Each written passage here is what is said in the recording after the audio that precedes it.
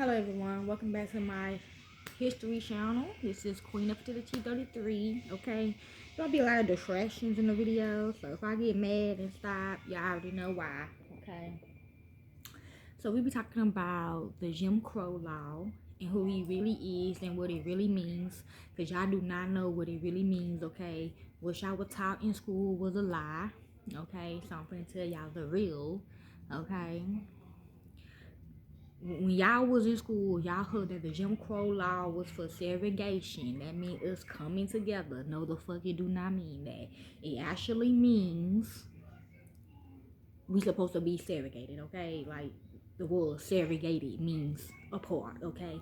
But what y'all was taught in school, because my kids told me, that ain't mean that y'all can go to the same bathroom as the white kid, okay? At the white kids, okay? You can drink from the water fountain at the white kid. No, that actually means we're not supposed to be nowhere near white people, okay? We supposed to be with blacks, and blacks supposed to be with blacks, whites supposed to be with whites, Mexicans supposed to be with Mexicans. We ain't supposed to intertwine with each other, okay? So his real name is Thomas Rice, okay? And he also talking about them hiding in black people bodysuits just to get in the crowd with black people. Okay, that makes sense. So if they white and they want to get in the organization, or they want to know what we doing because we segregated, they will kill one of the black people and get in their suits just to go to the meetings or just to be around us. Okay, so his real name is Thomas Rice. Okay, this is a picture of what he's talking about with the Jim Crow law. Okay, first of all, this how he looks.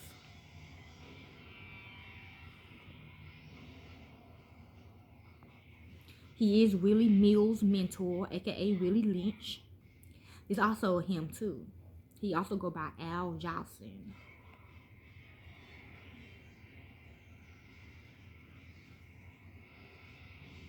Okay.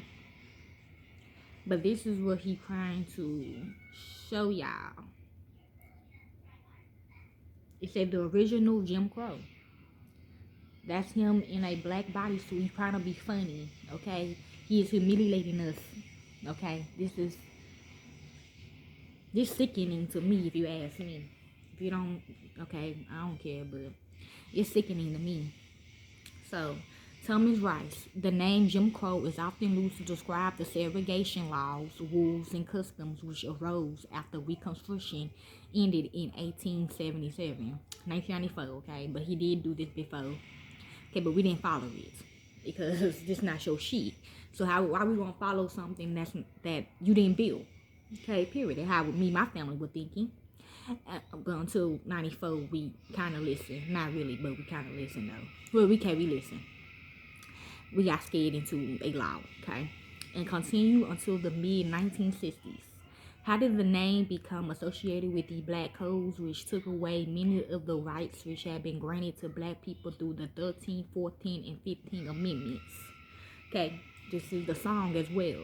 Come listen, all you gals and boys. I'm going to sing a little song. My name is Jim Crow.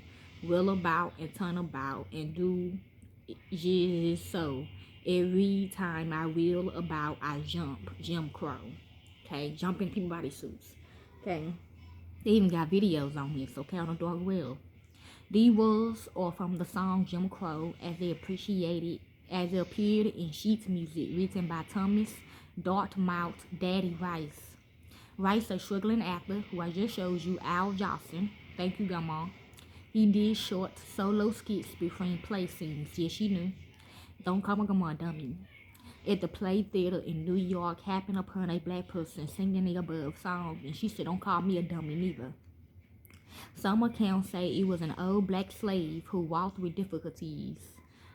Yeah, them. That's in their suits.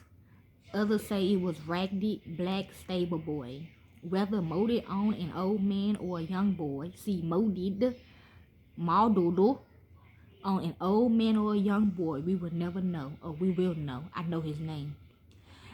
But we will know that in 1828, Rice appeared on stage as Jim Crow, an exaggerated, highly stereotypal black character. Rice, a white man, was one of the first performers to wear blackface makeup. His skin was darkened with burnt cork. His Jim Crow song and dance routine was an outstanding success, which is the it dance, you know. Yeah, he picking people off, okay? If you black, okay? Why people changing to be on their team, okay? Because they don't want to be weak pussies. Okay, anyways, so that's all we need to know about him. Now we finna talk about his rules. Okay, the Jim Crow laws. Okay, look at this picture. Why it got colored on the free? Remember, we are the trees, we are the branches, okay? We are the roots to this shit. Know that. Okay? Jim Crow laws was a collection of state and local statutes that legalized racial segregation, named after a black minstrel show, which is a play, okay? Character. The laws which existed for about 100 years, from the post-Civil War era until 1968. Told y'all 1960. Look, you only pay attention to the end number of the numbers, okay? So 96, 97, 98. They already said 1997, 1998, okay? Was meant to marginalize African Americans by denying them the right to vote, hold jobs, get an education, or other opportunities. They had to take them 2 years to get this shit out, you know, to get their shit, to get their work. Remember, they came to 94, okay, to do this, okay? 95, okay, they were done 95. So 96, okay, that don't count. But 97, like it took them 3 years. In 1998 is when everything was in play for them to do how they want the world to be. They world to be, okay? No, we didn't sell it. No. They had to sell somebody out of the lineage, out of the real family lineage that built this shit. They had to kill, okay? Was meant to modernize African Americans by denying them the right to vote, hold jobs, get an education, or other opportunities. Why you think people always say voting is fake? Those who attempted to defy Jim Crow laws often face arrests, fines, jail sentences, violence, and death. Okay, black codes. The roots of Jim Crow laws began as early as 1865. See? Immediately following the ratification of the 13th Amendment, which abolished slavery in the United States. Black codes were strict local and state laws that detailed when, where, and how formerly enslaved people could work and for how much compensation. The codes appeared throughout the South as a legal way to put black citizens into indentured servitude, to taking voting rights away, to control where they live and how they traveled, and to seize children for labor purposes. The legal system was stacked against black citizens, with former Confederate soldiers working as police and judges, making it difficult for African Americans to win court cases and ensuring they were subject to black codes. I'm hearing no. Okay, African Americans work with them. Okay, we are not African Americans. Well, we is now after 94, but if you choose that. These codes worked in conjunction with labor camps for the incarcerated, where prisoners were treated as enslaved people. Black offenders typically received longer sentences from their white equals, and because of the grueling work, often did not live out their entire sentence.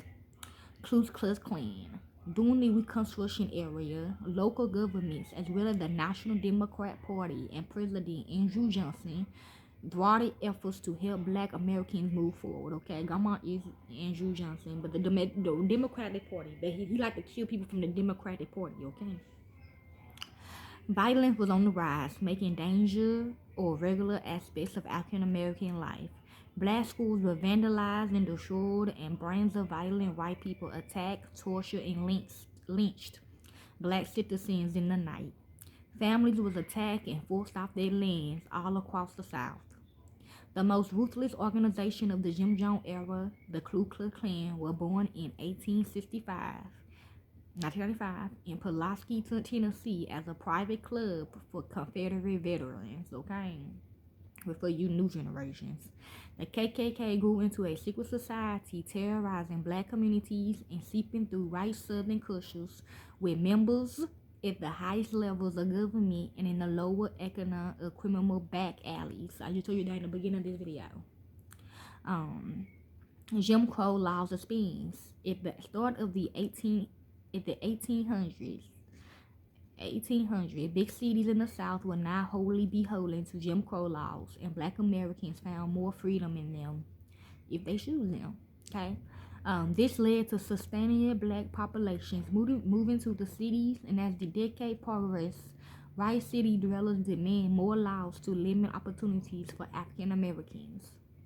Jim Crow laws soon spread around the country with even more force than previously. Public parks were forbidden for African Americans to enter, unless they have sex, that's what I'm hearing. And theaters and restaurants were segregated. Still is. Segregated waiting rooms and bus and train stations were required, as well as water fountains, restrooms, building entrance, elevators, cemeteries, even amusement parks, cashier windows.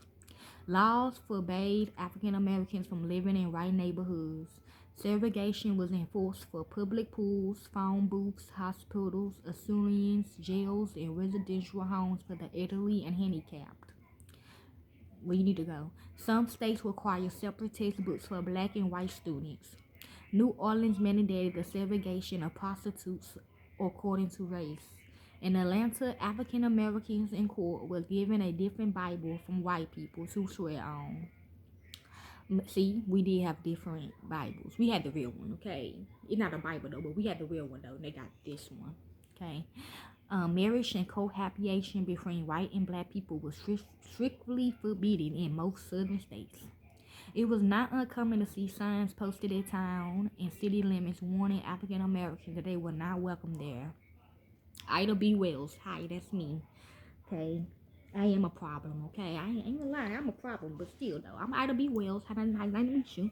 I did debate with him about this. Okay, as oppressive as the Jim Crow area was, it was also a time when many African Americans around the country stepped forward into leadership roles to vigorously oppose the laws. Memphis teacher Ida B. Wells became a prominent activist against Jim Crow laws after refusing to leave a first-class train car designated for white people only. No, that's not what my grandpa, that's not what my family lineage built this on. No, it was white people here, okay, because they part of our family. A conductor forcibly removed her that he was not supposed to be on, and she successfully sued the railroad, though that decision was later reversed by a higher court. And they killed my daughter. Angry at the injustice, Will devoted herself to fighting Jim Crow laws. Her vehicle for dissing was newspaper writing. In 1889, she became co-owner of the Memphis Free Speech and Headline, and lose her position to take on school segregation and sexual harassment. It's a lot of kids that from elementary and up done told me they've been harassed sexually. They have to do strange things just to live. They have to have sex. I made a video about this a long time ago. Wells traveled throughout the South to popularize her work and advocate for the arming of Black citizens. Wells also investigated lynchings and wrote about her findings. I showed this. They got the paperwork. Y'all want to see it? A mob destroyed her newspaper and threatened her with death. Yes, they did, forcing her to move to the North, which go on their side. Because I'm smart, but I'm not. No. This smartness, this intelligence is for my people, okay? Not for y'all. Where she continued her efforts against Jim Crow laws and lynchings. This is my picture.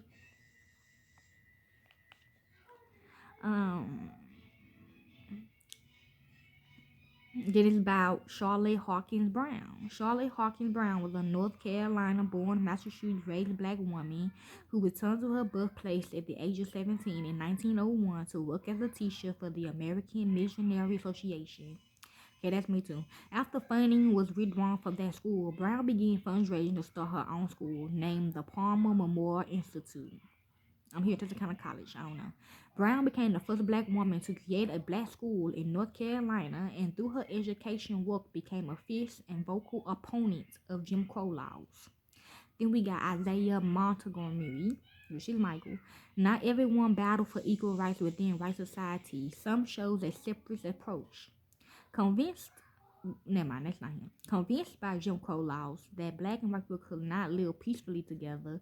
Okay, that's him. Formerly enslaved Isaiah Montgomery created the African American only town of Mound Bayou, Mississippi in 1887.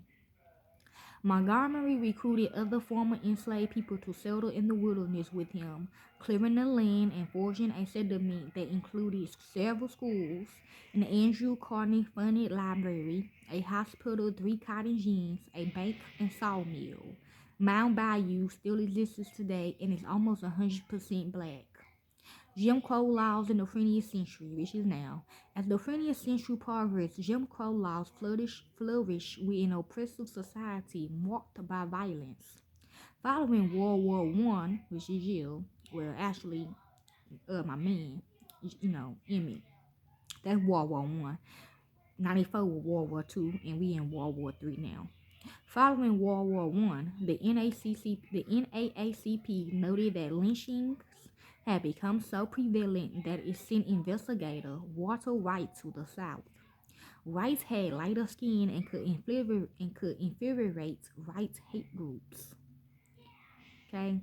As lynching increased, so did race riots, which at least 25 across the United States over several months in 1919, a period sometimes referred to as Red Summer. In retaliation, white authorities charged black communities with conspiring to conquer white America. We are, my people is anyway. With Jim Crow dominating the landscape, education increasingly under attack and few opportunities for black college graduates, the Great Migration of the 1920s could be 2020, saw a significant migration of educated black people out of the South, spurred on by publications like the Chicago Defender, which encouraged black Americans to move north.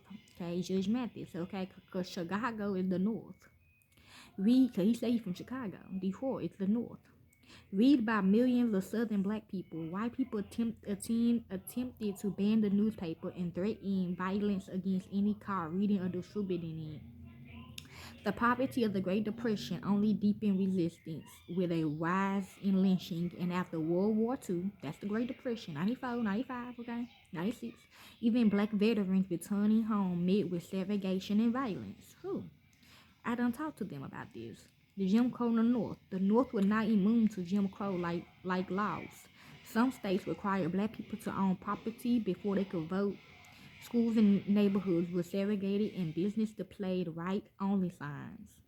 In Ohio, segregation Allen Granberry, Thurman, ran for governor in 1867, promising to bar black citizens from voting. After he narrowly lost that political race, Thurman was appointed to the U.S. Senate, where he fought to dissolve Reconstruction era reforms benefiting African Americans. See? I'm gonna let the story speak to itself, okay? After World War II, suburban developments in the North and South were created with legal covenants that did not allow black families, and black people often found it difficult or even impossible to obtain mortgages for homes in certain red line neighborhoods. Like so many people kill their family members. Okay, when did Jim Crow laws end? About to end today. The post-World War II era saw an increase in civil rights activists in the African American community, with a focus on ensuring that black citizens were able to vote. This ushered in the civil rights movements, resulting in the removal of Jim Crow laws. In 1948, President Harry Truman ordered irrigation in the military, and in 1954, the Supreme Court ruled in Brown v. Board of Education, which is me. I'm Brown, okay, and the Board of Education of the KKK, that educational segregation was unconstitutional, bringing to an end the era of separate but equal education. In 1964, while y'all can still go to school, thanks me later. In 1964, President Lyndon B. Johnson signed the Civil Rights Act, which legally ended the segregation that had been institutionalized by Jim Crow laws. And in 1965, the Voting Rights Act halted efforts to keep minorities from voting. The Fair Housing Act of 1968, which ended discrimination in renting and selling homes, followed. Jim Crow laws, particularly off the books, though, that has not always guaranteed full integration or adherence to anti-racism laws throughout the United States. What is about 94? Several recent pieces of legislation, such as House Bill 1020 in Mississippi, which aimed to disenfranchise the majority black capital city of Jackson by creating new justicial district overseen by white leaders are often compared to Jim Crow laws. Okay, which is the really lynch laws on shit. But yeah, Willie Lynch, Willie Mills, that was his mentor. Now, these two motherfuckers have been hiding in these two young people bodysuits since 1989, okay? And I did a video on them, but it's on my Street Preacher 3 page, okay? And their name is Michael Bennett. Their name is Monica Bennett, 15. She and her 13-year-old brother, Michael Bennett, vanished in 1989. Their families, their mother and them are still alive. They go by Keosha Tyson and they go by Rashawn Johnson down here, okay? That's who they've been hiding in, okay? This is the case I initially came across when I first launched Our Black Girls, and it continued to weigh on my heart. The story involves two siblings, 15-year-old Monica Bennett and her 13-year-old brother Michael, and it centers on how they both went missing from Brunswick, Georgia on June 21st, 1989. The family tree. The siblings shared a mother, Deborah George, who was married to Robert George, Michael's father. Things get freaky here. When Michael was born, Robert was reportedly still married to his first wife, so the baby wasn't given Robert's last name. The first wife was accepting of Michael and was said to have welcomed him into their home. Later, Robert divorced his first wife and married Deborah, and they would go on to have 4 daughters together. Michael maintained a relationship with Robert's ex-wife. Okay, this is Michael Bennett.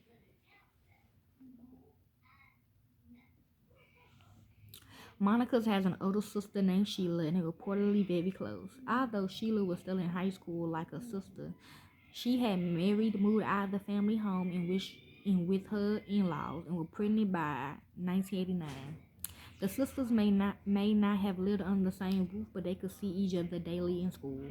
It was sometime in early 1989 when Monica made a startling revelation. The teen told her sister that Robert, her stepfather, had been sexually abusing her. She feared returning home and said she did not want to go. Okay, Michael defends his sister. Now, this is Monica. This is how the age progression is for Monica.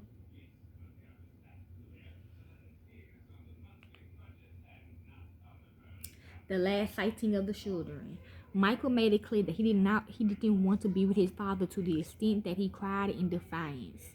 The alleged plan was for the siblings to help Robert move, so the teens was taken to his apartment. Yes, because they started living in their house, okay? In their dad and Robert suit. Okay. So they been in her kids' bodysuit for a long time, and they've been washing her for a long time, okay? If you look on one of their pages, you see a white woman picture on the ground. That's actually his wife, okay? And yeah, they get out the bodysuits in front of her, okay? And they just live in there, live in the house, because they law. They also live in the complex, so the teen stopped by. She would later tell authorities that they had dinner at her home, and it was around 8:30 p.m. when she saw Robert waiting for them outside. Yes, Jim Crow. Thomas Rice. She watched Monica and Michael leave. This is Michael Bennett age progression picture. The aunt took a moment to speak with Robert, who pleaded with her to convince Deborah to take him back. She gave in and called Deborah on a payphone, and Robert got on the call to speak with his estranged wife. The aunt told authorities that as Robert was on the phone, Michael and Monica walked up and over a hill until she couldn't see them anymore. After the call ended, Robert followed the teens. That was the last time she saw the children. Conflicting stories. What happened to the trio after that? This is a mystery. Robert would go on to tell multiple stories regarding what he did later on that evening. He said that Monica and Michael ran out of his apartment at one point and he didn't know where they were. However, he also claimed that he had to pick up a few things, so he left. Yeah, he cut them up. Okay, he did something to them. Cut them up or something like that. So he left the teens at his apartment. He said once he returned, they could not be found. And he gave them to Michael. Okay, the Texas Chainsaw Massacre dude. What's his name? Ed Green, and that's how he built them up. Okay, built a suit. Okay, he molded them the suit. Okay. He said once he returned, they could not be found. In another tale, he dropped because that means he got them now. He got their suit now, so it's dead. It's his now.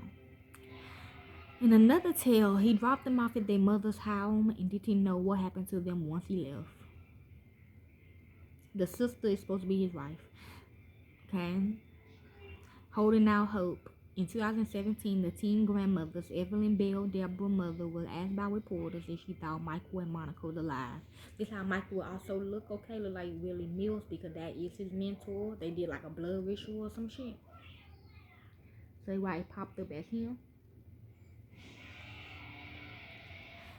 I want to say something, say no, somebody knows something. They just not talking. She said, reports state that turmoil in Robert and Deborah's marriage continued in Alabama. The children complained of violence in the home. Deborah was said to have repeatedly left her husband only to return. This is how Monica would have looked it. Although Michael and Monica reported missing in 1989, police filed their case as runaways. No. Authorities failed to accurately search for the children under the guise they left home of their own accord. In the early 2000s, they trying to help their mama. Okay, investigators gave the paperwork. How they looking at it? Investigators gave the paperwork another look. It was then that the teens were considered endangered missing, and their names were entered into the government's missing person database in 2009. What's to know? At the time of her disappearance, Monica Bennett stood 5 feet 5 inches tall and weighed 130 pounds. She had black, dark brown hair and brown eyes. Her ears are pierced, and her middle name is Renita. Her DNA is reported on file. Monica would be around 50 years old at the time of this publication. Anyone with information regarding this case is urged to contact the Glenn County Police Department at 912-554-7800 or their local authorities. The agency case number is 8900211957. Please share this story by Monica Bennett and her brother Michael to help reignite the investigation to their case. She is our sister and he is our brother, and their life matters. We got their body suit, okay? So this is a story on Jim Crow, aka Thomas Rice and his wife, aka Jim Crow Law, okay? Which is Kelly Millie, okay, and the two kids, Michael and Monica Bennett, okay? Enjoy.